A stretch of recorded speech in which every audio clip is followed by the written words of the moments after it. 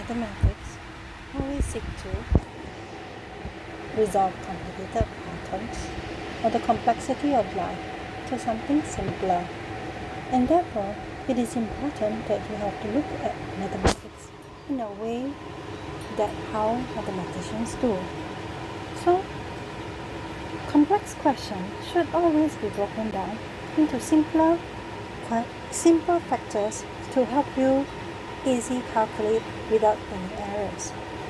So let's look at this particular equation that looks complex on the surface.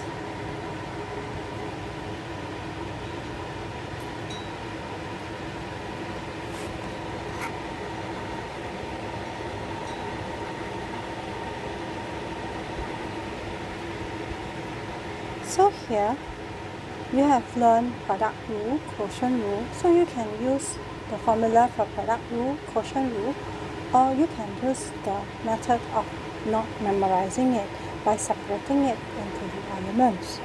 So for example, we can call this the f function, and we can call this the g function.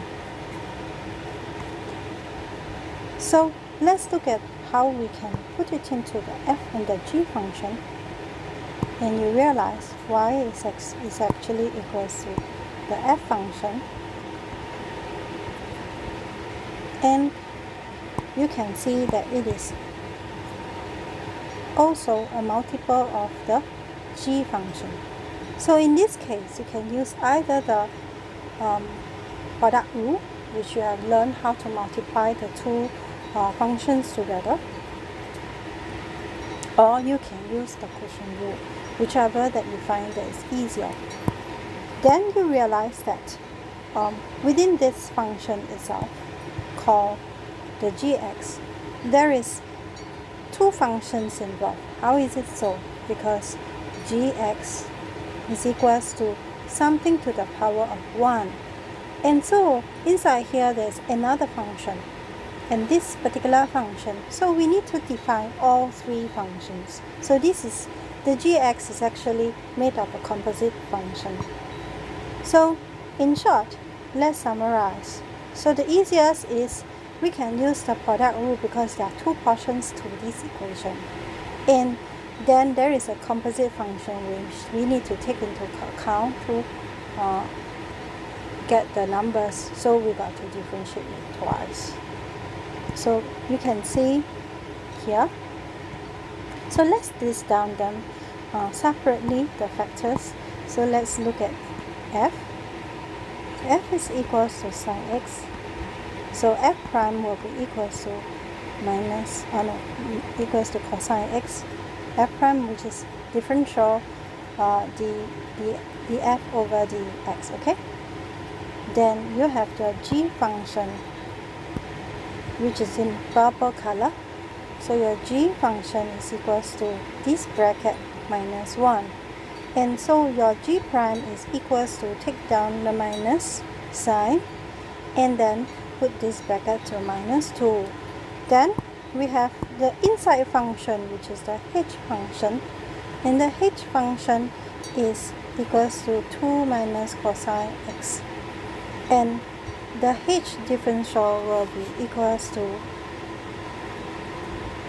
minus sine x, because you differentiate cosine x, you get minus sine x. And so let's put them together. So in the product rule, we understand that we need to have a sum of the numbers. So let's do it this way. So we know it's sin something plus something. So it's left dx or left d right and right d left, right? So we can differentiate either one first. So I like to keep my numbers always simple. So I will always like follow with this. We just keep the first part same, then we put in the second part. So the second part will be minus this number,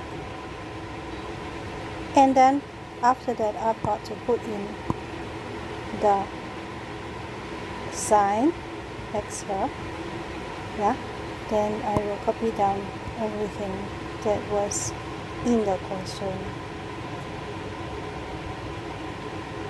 Okay, then secondly, the other part, let's put in the blue color portion, which is now cosine x. Then we copy the whole thing without changing it, because you differentiate one part, the other part you do not differentiate. So that simplifies the process of calculation and reduces the number of errors that we will see in a calculation.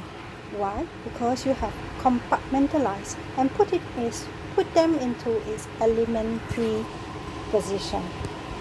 So then, how to show? If you know your quotient rule, your product rule, or whatever rules that you have, you can always write the formula there, right? So let's simplify the equation. So this is actually a multiplication of the three parts components together. So I'm end up with a sine square x, which is a negative 1.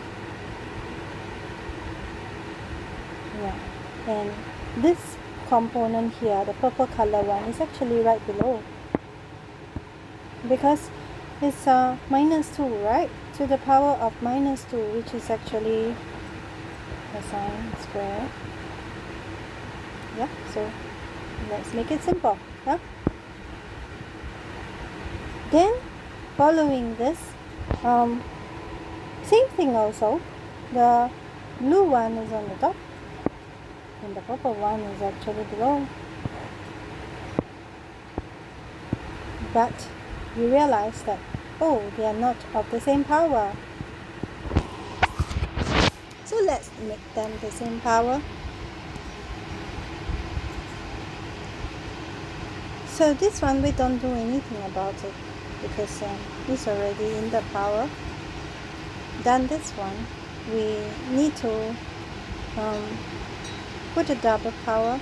We need to square this bracket here. So let's square it. So we will end up with 2 cosine x minus cosine square x.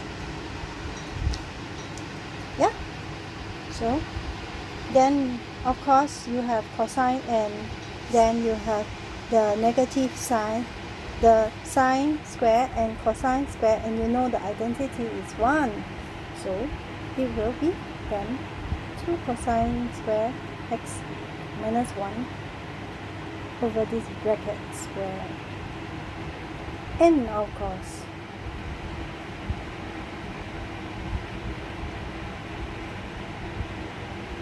you have shown, you have proven whatever that you need to do.